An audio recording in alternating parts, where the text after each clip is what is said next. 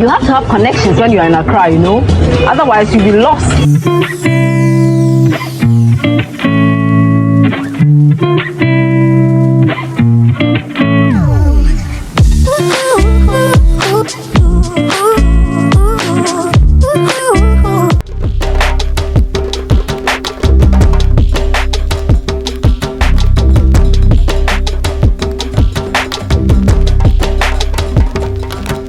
Hi guys, welcome to episode whatever of Accra Girl.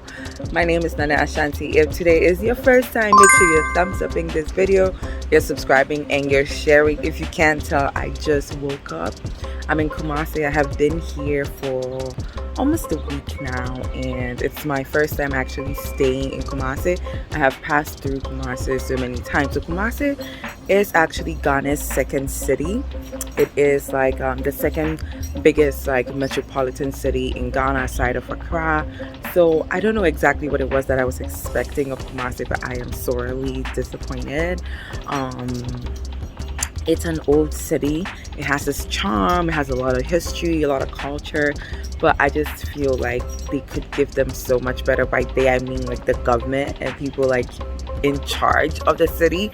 They could make it so much better, because the roads are bad, there's a lot of potholes, the traffic is terrible. It's way terrible than Accra, if you can believe that. It's just I'm just saying, the people in charge of the city, like I don't know, the mayor, the ministries, the metropolitan assembly, whoever could do so much better. The roads are terrible, the traffic is bad. Like, it's just, I'm looking at traffic right now everywhere that I look right now around me. We're in this beautiful Airbnb in Kumasi and it's all traffic all around. It just, I can't imagine how much productivity they're losing just because of that.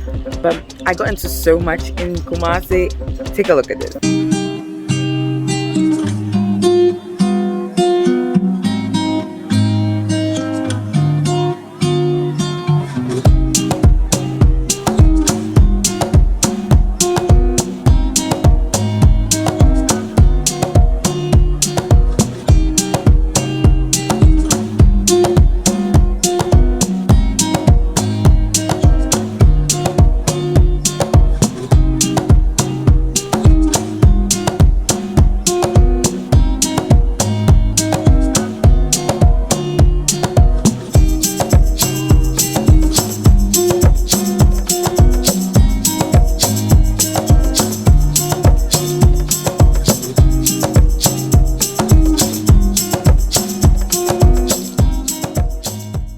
So I made it to the Bunre Kente Weaving Center. Is actually the first place where Ghana's famous Kente was started, and we got the history.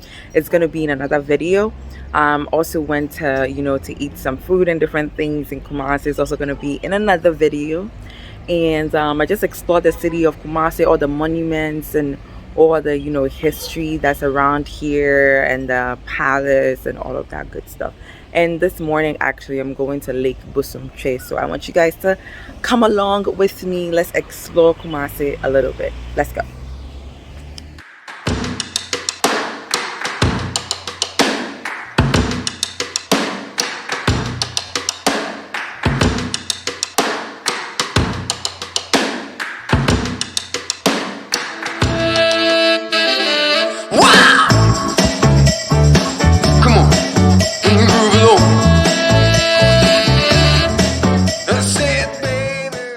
We're here at Lake Bosomtwe, which is supposed to be what? Ghana's only natural lake. Yeah. Okay. And Akosombo, where we went last time, Araya Senchi is Ghana's artificial lake. That's man-made, right? So what is the history of this lake? So we have the traditional history, that is some farmer or a hunter came to find, their kill. Then saw a deer, followed the deer into the woods until the deer entered into a cave-like, small cave-like, that the hunter couldn't follow the deer anymore. Then he waited out this animal for hours, for days, and then he was like, okay, I'm going to get you because you made me wait all this while. Every time that he comes, he finds a little bit of water, fetch some and drink until the place started getting floods and big rivers. So he realized that, oh, this might not be any type of deer, but a god. That's what the name is called, Bosomtwe, like a god deer, right? That's how I got the name. I see. Never heard that one before. What is the scientific history? So the popular one. the scientific one is, have you seen the meteorites that killed the dinosaurs? One of it fell here, and then over the years collected water. That's how most lakes are made, right? So that's the scientific one, and we have the traditional. So which one do we believe? Nana wants to go for the I think I like the traditional one because it's so mystical and like it just like has more character. Well, I've been thinking about and it. Meteorite. It could be the same, like, right? The meteorite hit, but then collect water immediately until this hunter came, blah blah blah blah blah. But well, what I do know is that this water is absolutely gorgeous. Where's my dog?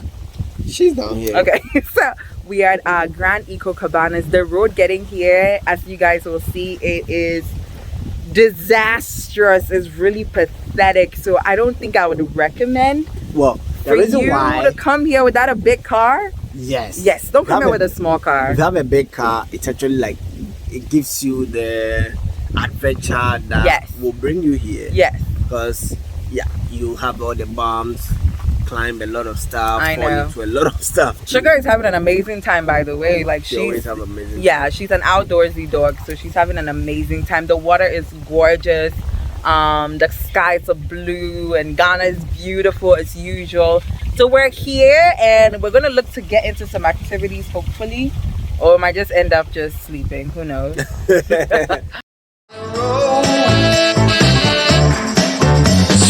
honey, let's take it real soon. You know we got what you need. Hi guys, good morning.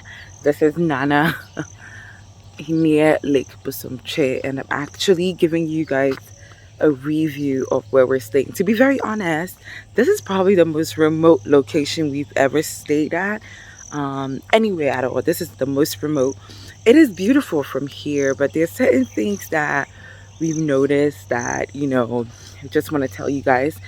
If you are like a fugitive from the law, or you're trying to get away from your wife or something, this is like the perfect location for you, because I don't even think you could be found on the radar, to be very honest.